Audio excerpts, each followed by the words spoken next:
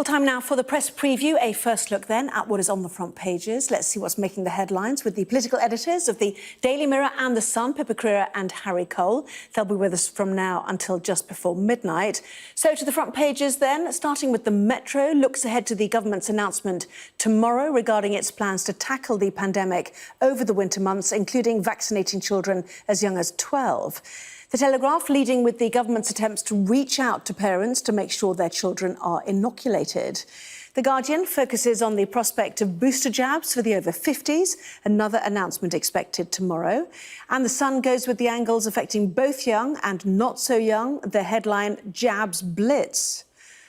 The Daily Mail previews tomorrow's announcements as well. Return of the Doom Squad, the paper says. And according to the Financial Times, plans for a £15 billion bridge between Scotland and Northern Ireland, described as stupid by opponents, have been scrapped as the Treasury looks to reduce spending.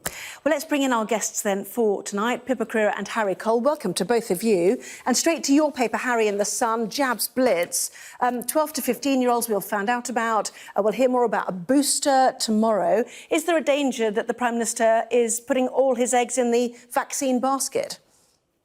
Well, I'm not sure what more hope he has than that. Obviously, we hear a lot about how the vaccine means that this winter will be very different from last winter. And if you cast your mind back to the chaos of last November and December, where the Prime Minister was telling everyone it was all going to be fine, we could all meet for Christmas, he let everyone get down the line of making plans and buying turkeys. And then all of a sudden, there we were, 4 days before Christmas, cancelling plans and back into lockdown for months and months afterwards. So it's a real concerted effort by Downing Street to almost make a sort of roadmap plan, be quite honest and candid with the different options that the public are facing should things get out of control, but all framed through that narrative of the vaccine has made things different. So as John was just saying there, it will be booster jabs for the over 50s, one single shot of Pfizer, interestingly, regardless of what previous dose you had, whether it was AstraZeneca or Moderna. Obviously, they're very confident the Pfizer supplies, but they're also very confident that Pfizer is the one that tackles the crucial Delta variant first discovered in India most effectively. Now, there's also, I think, below the surface, there's quite a lot of anger in the House of Commons earlier, and there's some tensions a little bit on the jabs to 12 to 16-year-olds, because obviously, since the 70s, it's always been a matter of law that technically a child can overrule their parents' decision on this. So big fight, I think, coming between some schools and teaching unions and teachers and parents about actually how is this going to be administered, who has overall control, who will actually police consent for these jabs if it is going to be rolled through school. But yeah, jabs on the front line tomorrow, but a few other tools up in the box to try and avoid a lockdown, which I'm sure we'll be discussing as the evening goes through. Yes, and your paper has certainly picked up on the jabs for those youngsters. Lots of questions in the House of Commons for the Vaccines Minister, Nadhim Zahawi, on parental consent, as Harry said, but also why is this necessary, given an estimated half the children have probably already had coronavirus, one MP suggesting 40 to 70% had already had it, and then others saying, why have you delayed? You've missed the golden opportunity of vaccinating during the summer holidays so that they are better off when they go back to school. So plenty of questions for the government on this. Yes, and it does feel that it's been a long time coming, these decisions. We knew that the booster campaign, the government wanted to kick it off this month, but we're already halfway through the month and they've only just made the announcement now. And equally with children, the government's been under a lot of pressure since before the summer holidays, to both from teaching unions, from the opposition and some of its own MPs, to start jabbing children, younger secondary school children, over the summer holidays, to make the most of that time so that they were protected by the time they went back. But of course, it's not a decision which just rests on ministers' shoulders. It has been through various processes. The MHRA, which is the medicine safety regulator, approved jabs for children some time ago. So they decided that they were safe for children to get, and then the decision moved on to the JCVI, which makes judgments on who should get vaccinated and when.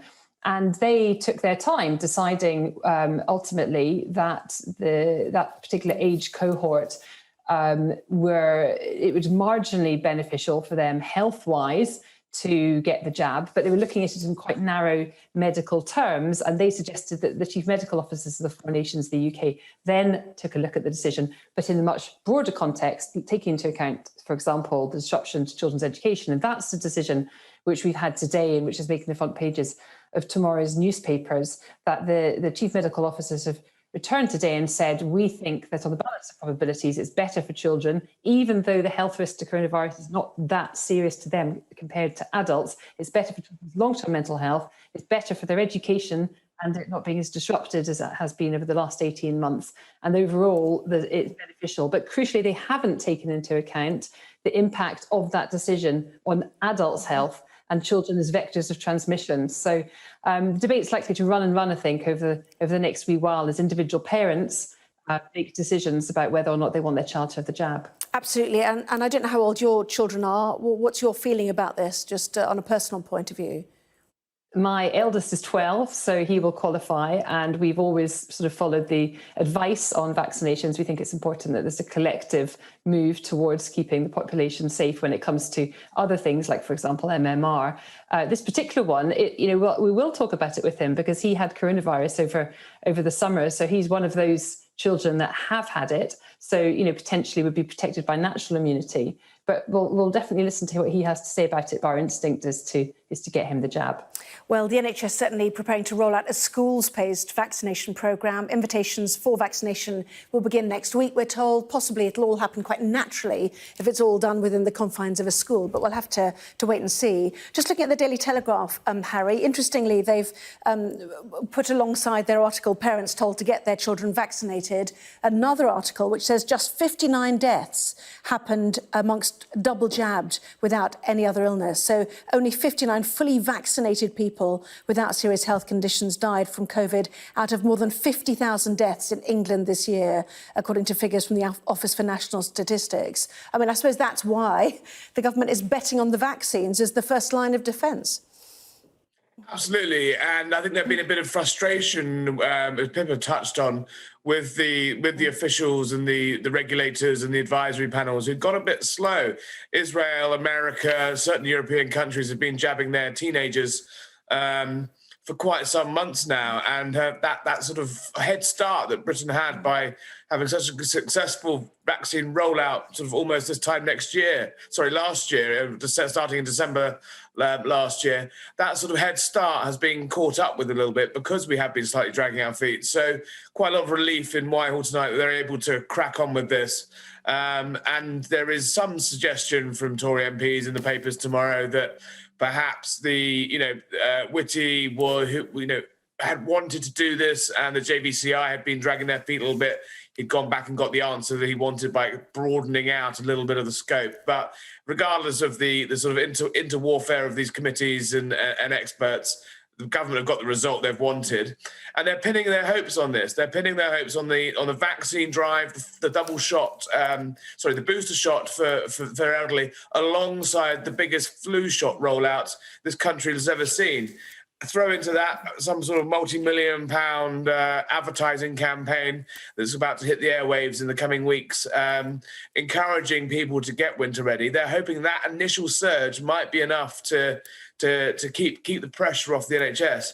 If there is, however, cases continue to rise and crucially hospitalisations tick up and intensive care, beds start to become scarce as they do, normally in this sort of season, then there are a few other levers they'll be able to pull. The dreaded vaccine passports for venues and large crowds. The government has said they're not going to do that as they suggested they would at the end of this month, but they do hold it. They will hold it in reserve as an option. And also then the return of masks in public places, perhaps in shops, perhaps in schools.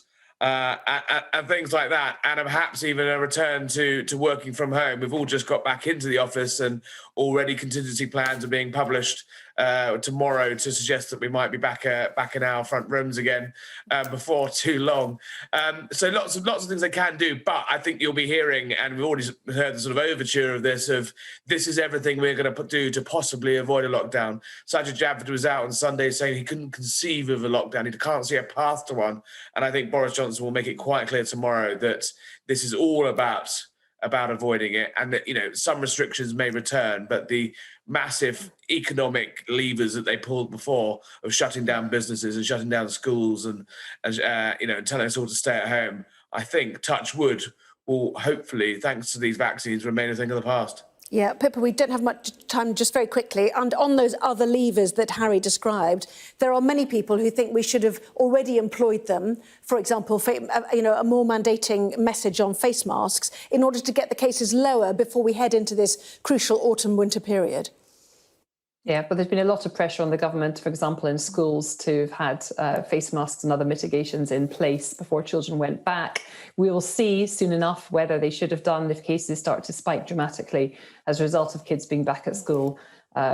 Face masks on transport is another one. There are, of course, other restrictions which they could have brought in or they could have continued with, but there was huge political pressure for them not to. And I think, frankly, the public were feeling pretty fed up. Time will tell whether that was the right decision or not. OK, lovely. That was lovely and brief. Thank you very much indeed. We will take a break and come back with this. The proposed bridge between Scotland and Northern Ireland runs out of road. We'll remind you of that one in just a moment.